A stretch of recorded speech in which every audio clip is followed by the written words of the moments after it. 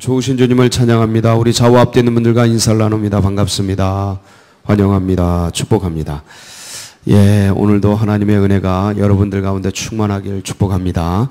예, 그런 기대와 소망을 가지고 우리 여호수아 11장 말씀 같이 나누도록 하겠습니다. 오늘 이 가나안, 제목이 가나안 북부 점령이죠. 요거를 마치면 1차적으로 거점 전쟁이라 그럽니다. 주요 성읍들을 차지하는 전쟁, 이제 그게 끝나게 됩니다. 그리고 이제 내일은 그동안 정복했던 왕들의 명단들을 쭉 같이 한번 묵상해 보고, 여호수아가 31 왕을 정복하고 모세가 2 왕을 정복하는데 총 33명의 왕들의 명단이 이제 기록이 돼 있고, 그 다음에 이제 다음 주부터는 땅 분배, 미정복지와 이제 땅 분배에 대한 말씀들을 같이 나누게 됩니다. 그래서 이 가나안 북부 점령을 하면서 1차 거점 전쟁이 마무리가 되는데, 오늘은 이제 우리가 어떻게 전쟁을 했는지를 간략하게 이제 스킵을 하고 간략하게 우리가 보고, 가나안 땅, 약속의 땅 안에 있었던 7 족속의 의미가 뭔지, 그것을 우리가 영적으로 어떻게 받아들여야 할까, 그리고 만약 그것을 영적으로 그렇게 본다면 그것들을 퇴치해 나가고 없애 나가는데, 그것을 나에게 적용한다면, 물론 이제 어떤 공동체 아니면 이 세상을 가나안으로 보고 그렇게 이제 들어갈 수도 있어요. 근데 그것을 내 영혼을 가나안으로 본다면 내 안에 있는 7 족속, 그것은 무엇일까? 그런 것들을 한번 고민해 보고 그것들을 어떻게 점령할 수 있을까를 우리가 파고든다면 굉장히 좋은 이 말씀 속에서 우리에게 들려주고자 하는 메시지를 듣는 것이죠. 그래서 그런 시간이 어디까지 허용될지 모르겠는데 한번 보도록 하겠습니다. 자, 여호수아가 이스라엘 백성들이 중부 벨트를 쭉 점령을 하고 기브온이 화친 전책을 폈다는 얘기를 듣고 남부 연합군이 연합을 해서 이스라엘, 이제 기브온을 치려고 해서 이스라엘이 그들을 점령을 하게 됩니다. 그래서 이제 남부까지 이제 거점 전체가 이제 점령이 되고, 그러고 나서 한 30여 킬로 북부에 있는 북부 쪽으로 이제 올라가는데, 이 남부에서 전쟁이 벌어지면서 이스라엘 민족이 들어와 가지고 이 가나안 땅을 지금 쑥대밭으로 만들고 있다는 소식을 어디에서 듣냐면 북쪽에서 듣는 거예요. 북쪽에서 이 그러니까 중부 남부를 토벌하고 있었는데 북쪽에서 이제 이 소식을 듣는데, 북쪽의 패왕이라고 그러죠. 패자 전체를 아우르고 있는, 그러니까 다른 국가를 점령하지는 않았지만 그 힘이 워낙 세서 다른 국가들이 의지하고 인정해주는 그런 국가를 패자라 그럽니다. 패왕이라 그러는데, 이 북쪽의 패왕이 누구였냐면 하솔이라는 나라였고, 거기에 하솔왕 야빈이라는 그 왕이었습니다. 그래서 이 하솔왕 야빈이 중부 지역의 전쟁 소식과 남부 지역의 전쟁 소식을 들으니 이게 가관이에요. 여기 난공불락의 여리고성도 무너졌죠. 아이성, 베델성 막 넘어가지, 기브온 화친했다 그러지, 남부 5개 연합군 박살났다 그러지. 그러니까 긴장이 바짝되는 거죠. 물론 이 하솔이라는 도시국가는 굉장히 큰 국가였습니다. 그러니까 여리고성도 꽤 크고 그랬는데, 여리고성의 한 10배 정도 되는 거대한 도시국가였어요. 그러니까 북부에서 가장 큰 나라였죠. 그러니까 인구가 한 도시 안에 사는 사람만 한 4만 명 정도 추산되는 엄청나게 당시에 큰 그런 성이었어요. 그러니까 영향력이 큰데, 그 중부와 남부가 쓰러지는 걸 보고 안 되겠다, 북부 전체 모여, 이렇게 된 거예요. 북부 전체 모여. 어디로 모여? 메론 물가로 모여. 그래가지고 메론 물가로 저 북부에 있는 그 족속들이 거의 다 모였어요. 그게 1절, 2절, 3절의 이제 내용인데, 근데 지금 그 신학자들의 추산에 의하면 보병이 최소한 30만 명 이상이 됐을 거다. 그리고 마병, 기마병이죠. 10,000명 이상의 기마병과 그 다음에 전차병이 2만 명 정도, 2만 대 이상. 지금으로 말하면 전차가 2만 대 이상이 되는 어마어마한 물자와 병력을 가지고 메론 물가로 이제 모여든 거예요. 참 모여든 사람들의 그 족속들의 명단이 쭉 있습니다. 그래서 이들이 이제 같이 한번 4절 보겠습니다. 얼마나 많이 모였는지 4절, 5절이에요. 시작. 그들이 그 모든 군대를 거느리고 나왔으니 백성이 많아 해변에 수많은 모래 같고 말과 병거도 심히 많았으며 이 왕들이 모두 모여 나와서 이스라엘과 싸우려고 메론 물가에 함께 진쳤더라. 자, 메론 물가가 그럼 어딘가? 메론 물가를 한번 보도록 하겠습니다.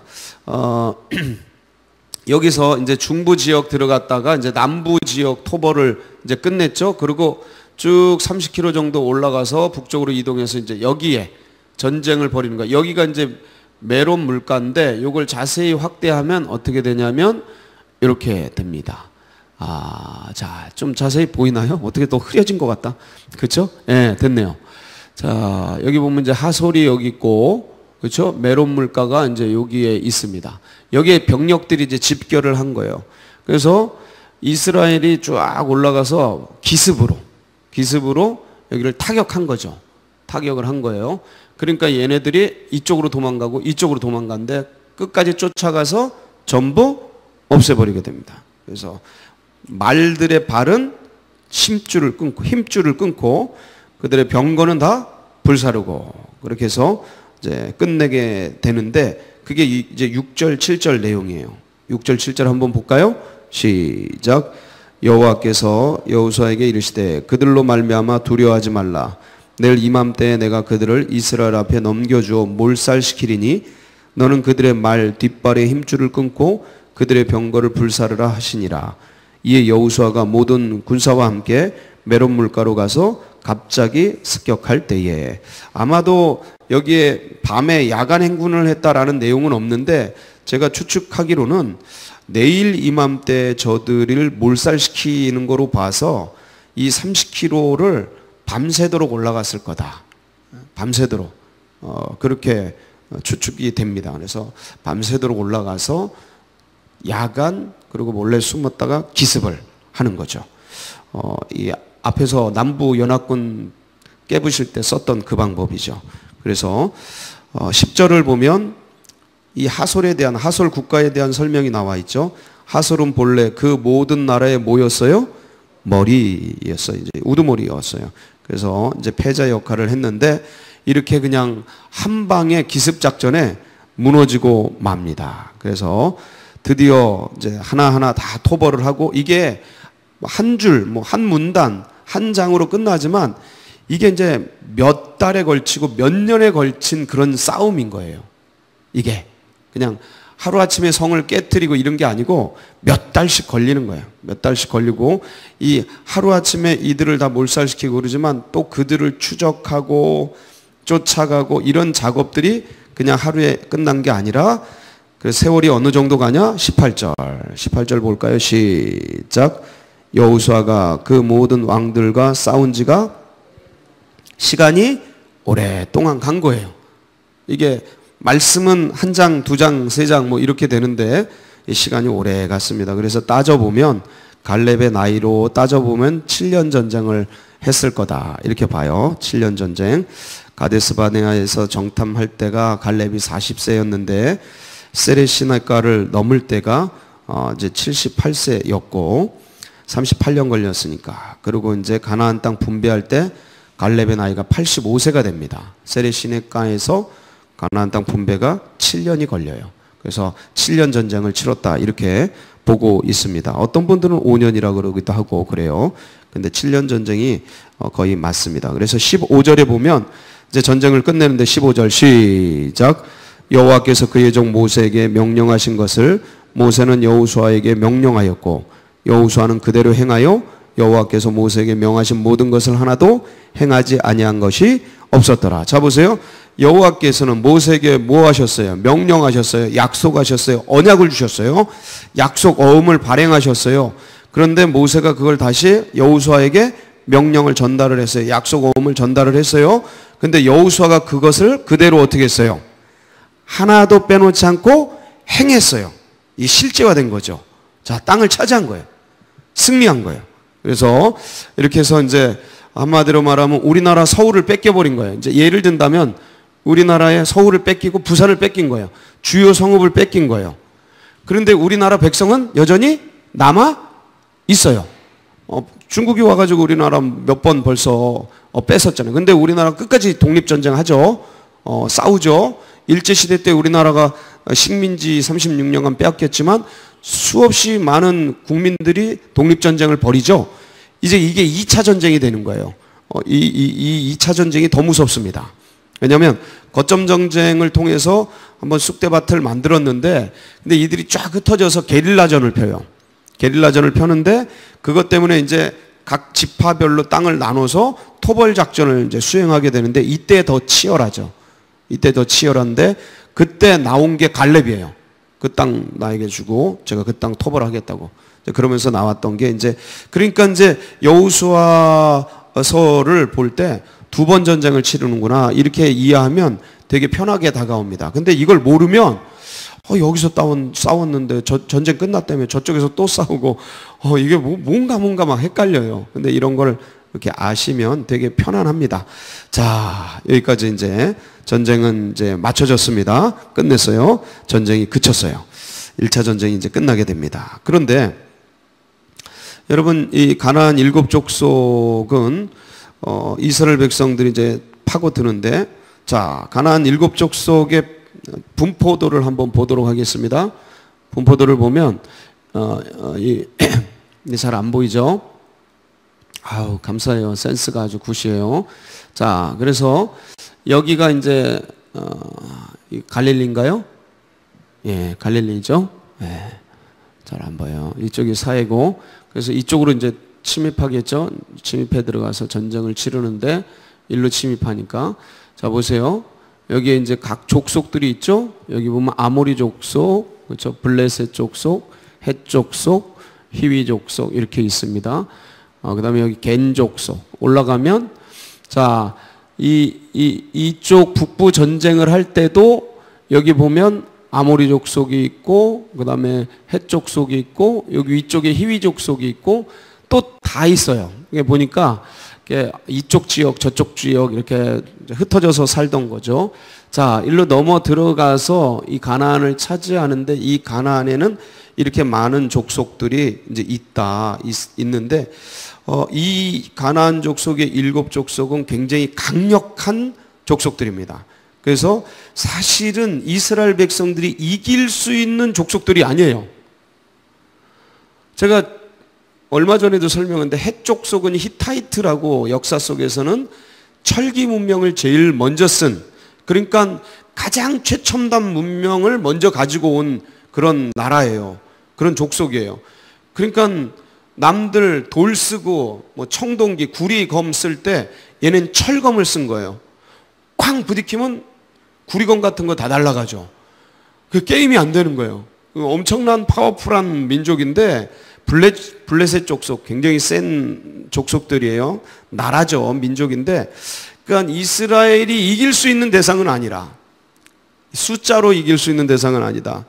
근데 이제 그들을 이제 점령해 들어간단 말이죠. 그래서 하나님의 백성이 한 공동체 아니면 한 나라 그 나라의 하나님의 땅인데 본래 하나님의 땅인데 세상의 것들이 딱 점령해 있는 거예요. 정치, 경제, 사회, 문화 이렇게 7족속이 그것들을 어떻게 하나님의 곳으로 예를 든다면 네팔 우리가 필리핀, 태국 우리가 선교 보고 지난주에 현장 실습 이야기 보고 들었잖아요.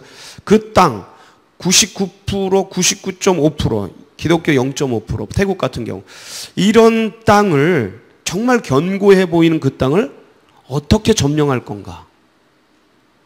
굉장히 만만치 않죠. 이 인간의 힘으로 그걸 어떻게 이길 수 있겠어요? 저 족속들을 어떻게 이길 수 있겠어요?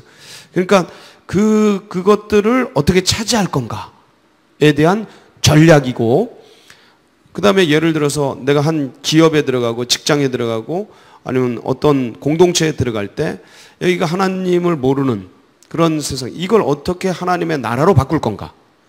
이게 이제 선교적 마인드예요. 액트 29의 마인드예요. 이게 어딘가 들어갈 때 내가 머무르는 그곳을 어떻게 하나님의 나라로, 이 가정을, 내가 섬기는 이 가정을, 이 가문을, 내가 들어온 시집가고 장가가서 만난 그 가정을 이룬 어떻게 하나님의 나라로 이룰 건가? 거기에 버티고 있는 7 족속을 어떻게 점령할 건가? 뭐로 점령할 건가? 이게 이제 여기에 설명이에요. 이 인간의 힘으로는 되는 게 아니고 하나님의 능력으로 그 일들이 가능하다. 그래서 끝까지 하나님을 의지하며 기도하며 믿음의 걸음을 통해서 이 의식을, 약속을 붙드는, 약속, 하나님의 언약을 붙들고 하나님의 땅이다. 이 네팔은 하나님의 땅이다.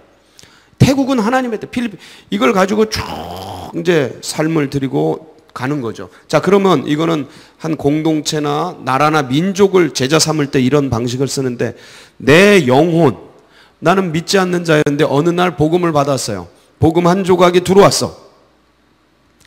여리고성을 이제 무너뜨렸어요. 복음이 들어온 거죠. 어떻게 나머지 성 33성이잖아요. 이것들을 점령할 건가? 7 족속, 굉장히 강력하잖아요.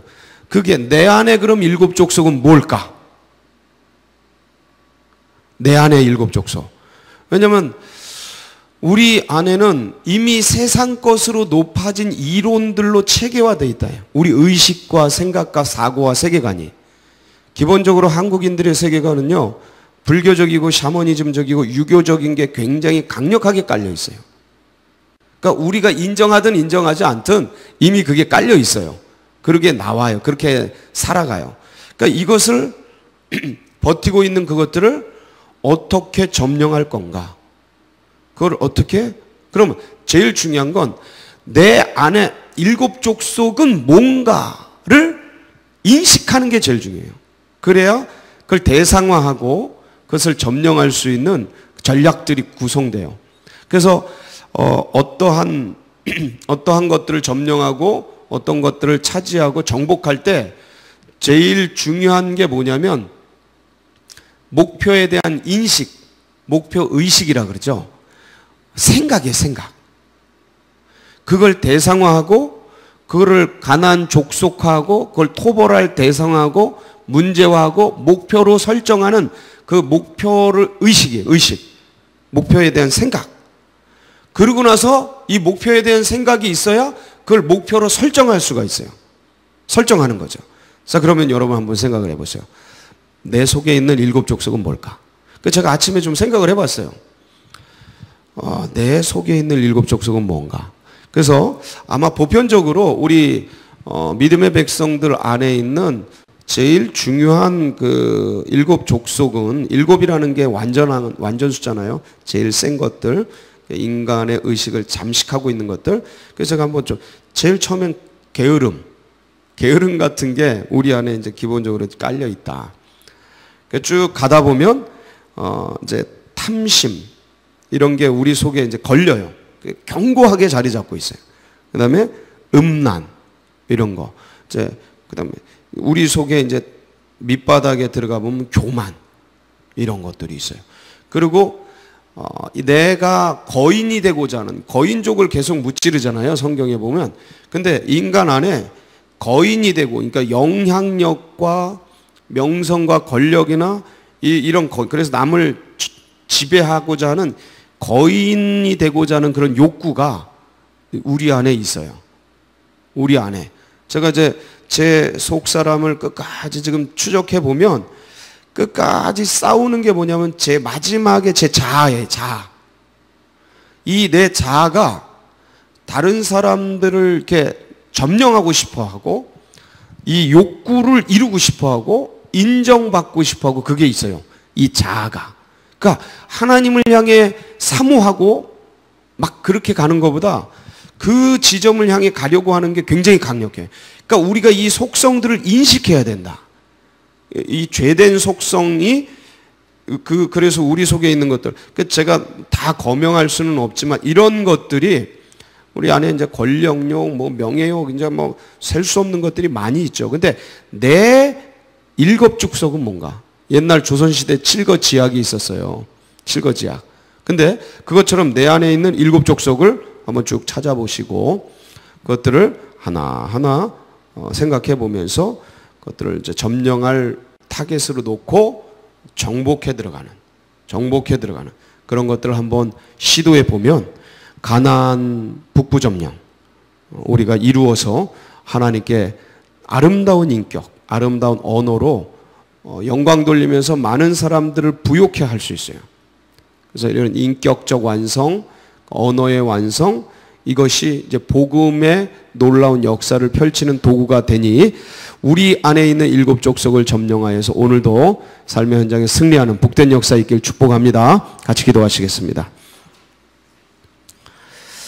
그래, 참 이렇게 이제 하나하나 적용하다 보면 이게 우리의 영성을 굉장히 깊이 가져갑니다. 여러분, 오늘도 그런 은혜가 있기를 바라고 다음 세대들 아이들에게도 이런 믿음이 흘러가고, 그리고 이 나라 민족, 여러분 이제 평창에 북한에 이렇게 단일팀을 만든다, 누가 내려온다, 이렇게 막 어떤 이런 불꽃놀이가 펼쳐지는데, 여러분 꼭 기억하세요.